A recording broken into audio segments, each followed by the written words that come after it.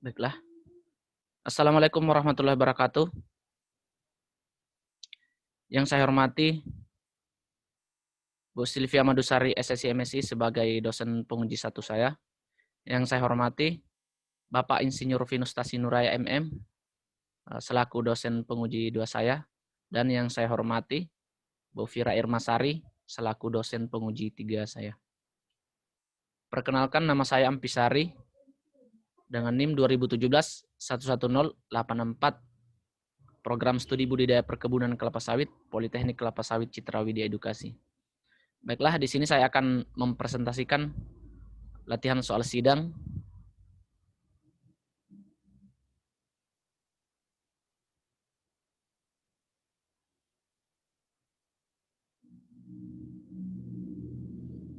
Baiklah, yang pertama weeding in dan weeding out di pembibitan kelapa sawit.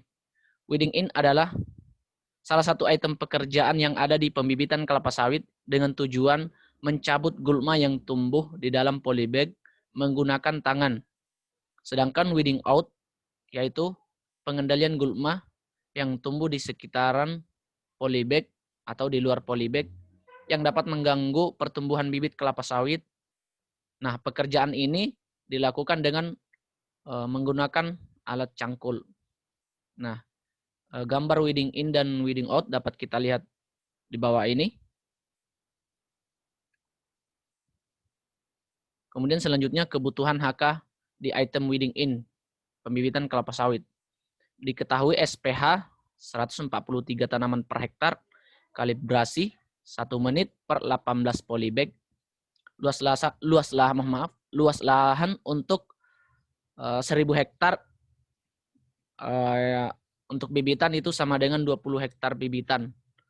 Nah, untuk lahan pre-nursery 2,5% dikali 20 hektar sama dengan 0,5 hektar bibitan pre-nursery luasannya.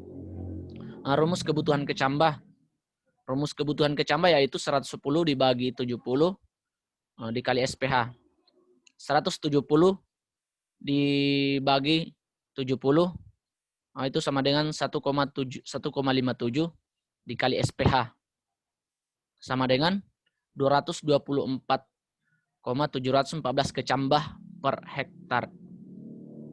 Nah, untuk luasan 1000 hektar yaitu 224.714 kecambah. Nah, hasil kalibrasi 1 menit per 18 polybag. Dan untuk 1 jam 60 kali 18 sama dengan 1080 polybag. Nah, untuk 1 hari karena rata-rata pekerjaan ini dilakukan hanya 4 jam saja. Jadi 4 jam dikali 1080 sama dengan 4.320 polybag. Nah, norma yang dihasilkan yaitu jumlah total kecambah yaitu tadi 224.714 kemudian dibagi dengan 4.320 sama dengan 52 HK per 0,5 hektar pembibitan pre-nursery. Nah, kemudian selanjutnya jenis-jenis pestisida. Pestisida seringkali digunakan di perusahaan karena dengan cara ini lebih praktis dan lebih mudah, tetapi harus juga memperhitungkan lingkungan sekitar dalam penggunaannya.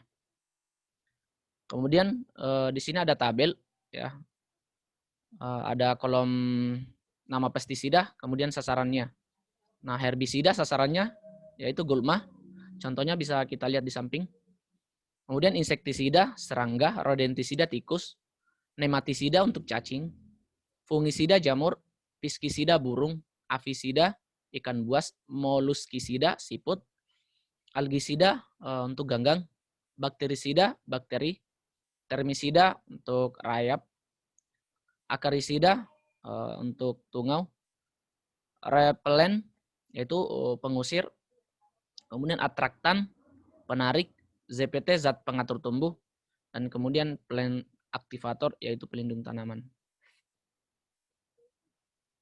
Nah, kemudian selanjutnya, oles anak kayu di pokok kelapa sawit. Oles anak kayu dilakukan dengan menggunakan alat yang sederhana dengan cara melilit kain pada ujung kayu yang memiliki panjang tangkai 4,5 meter sampai 5 meter. Bahan yang digunakan yaitu herbisida dengan merek dagang Garlon 670 EC dengan bahan aktif triklopir dan dicampur minyak solar dengan perbandingan 10:1. Artinya 10 liter solar, kemudian 1 liter herbisida. Pada item ini dikerjakan oleh 2 HK. Jadi prosedur pekerjaan oles anak kayu. Yang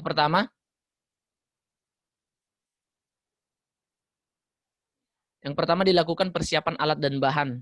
Kemudian yang kedua, dilakukan pencampuran herbisida dengan minyak solar sebagai bahan pengikat herbisida. Nah, perbandingan tadi yaitu 10:1 atau 10 liter solar, kemudian 1 liter herbisida. Kemudian dicampur ke dalam ember berkapasitas 5 liter. Mohon maaf, di sini kapasitasnya yaitu 12 liter ya.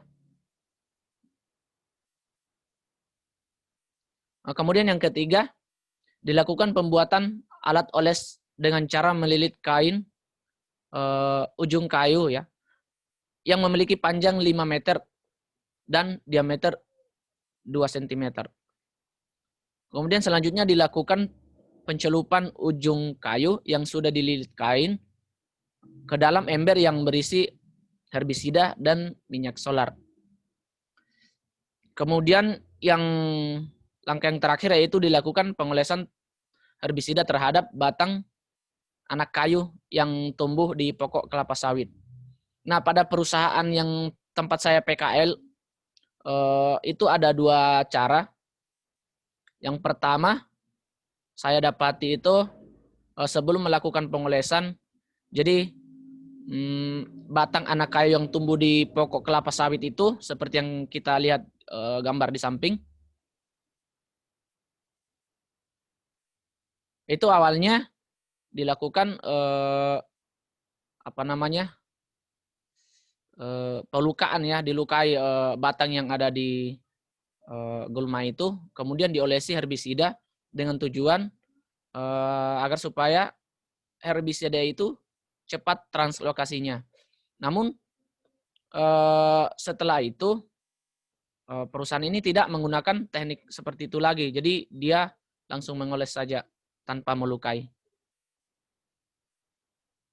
Tetapi sama-sama efektif.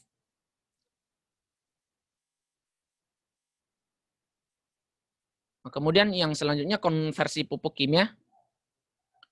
Di sini ada soal, di perusahaan sawit Mas Nugraha Perdana Kalimantan Tengah memiliki dosis pupuk urea 1,75 kg per tanaman, MOP 1,5 kg per tanaman, dan RP 1 kg per tanaman. Nah, sedangkan yang ada di gudang pupuk hanya terdapat pupuk majemuk, yaitu NPK. Nah, pertanyaannya, berapakah kebutuhan dosis pupuk NPK untuk memenuhi dosis pupuk urea, MOP, dan RP? Berikut adalah perhitungannya. Diketahui NPK dengan kandungan 20% N, 6% P, kemudian 14% K. Nah, sedangkan dosis urea 1,75 kg per tanaman, dosis untuk MOP 1,5 kg per tanaman. Kemudian SPH yang digunakan 136 tanaman per hektar dan luas lahan 600 hektar. Namun yang ada di gudang adalah pupuk majemuk yaitu NPK 40%, 6%, dan 14%. Nah, untuk mengetahui kandungan urea nitrogennya dalam dosis tadi, yang pertama N di dalam urea sama dengan 46%. 46% ini kandungan nitrogennya di dalam urea. Kemudian dibagi 100 dikali dosis tadi 1,75 menghasilkan 0,75. 805 kg nitrogen di dalam urea 1,75 kg.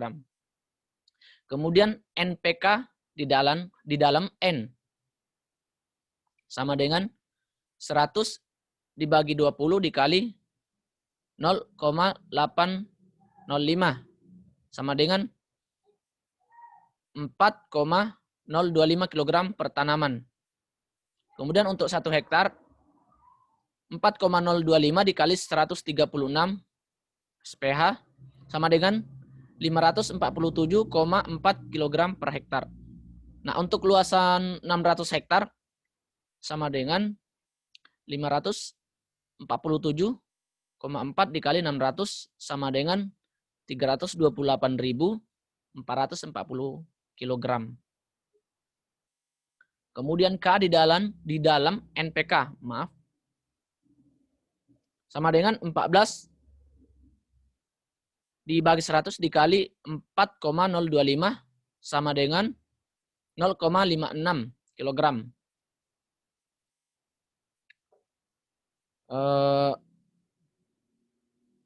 Kemudian K di dalam MOP 60% dikali 60% dibagi 100 dikali 1,5 kg sama dengan 0,9 kg K. Selisih 0,9 dikurang 0,56 sama dengan 0,34 kg K. MOP 100 dibagi 60% dikali 0,34 sama dengan 0,566 kg yang harus ditambahkan per tanaman. Kemudian untuk 1 hektar 0,566 dikali 136, maaf di sini ada kesalahan ya, kali. Sama dengan 77 kg per hektar. Untuk 600 hektar itu sama dengan 77 kg dikali 600 sama dengan 46.180 kg atau dibulatkan 46 ton. Kemudian P di dalam NPK sama dengan 6% dibagi 100 dikali 4,025 sama dengan 0,241 kg per tanaman. Kemudian P di dalam RP sama dengan 30 dibagi 100 dikali 1 sama dengan 0,3 kg fosfor. Kemudian selisih 0,3 dikurang 0,241 sama dengan 0,059 P. 0,09 kg P. Nah, untuk RP 100 dibagi 30 dikali 0,059 sama dengan 0,19 kg RP yang harus ditambahkan ke dalam NPK tadi. Kemudian untuk 1 hektar 0,19 dikali 0,19 kg dikali SPH 136 sama dengan 25,84 kg per hektar. Kemudian untuk skala 600 hektar itu 25,84 dikali 600 sama dengan 15.504 kg atau dibulatkan 15,5 ton. Jadi kesimpulannya adalah jumlah pupuk tunggal yang harus ditambahkan ke dalam pupuk majemuk atau NPK tadi yaitu MOP. Untuk MOP 0,566 kg per tanaman. Dan untuk RP, rock fosfat, sama dengan 0,19 kg per tanaman. Kemudian pupuk kimia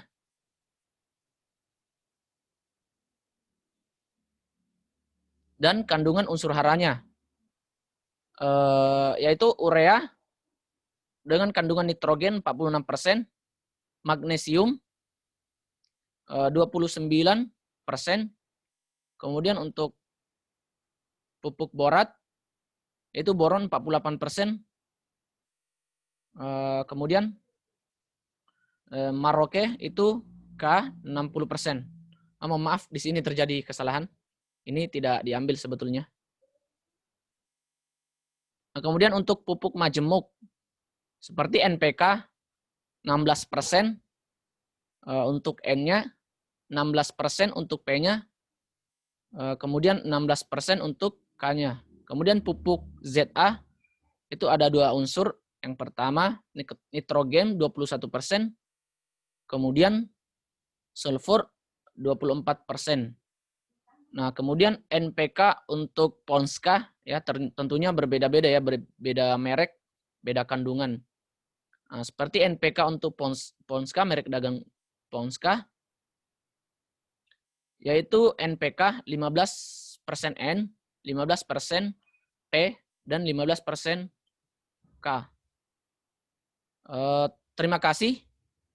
Itulah tadi hasil latihan sidang saya. Saya ucapkan terima kasih sekali lagi. Assalamualaikum warahmatullahi wabarakatuh.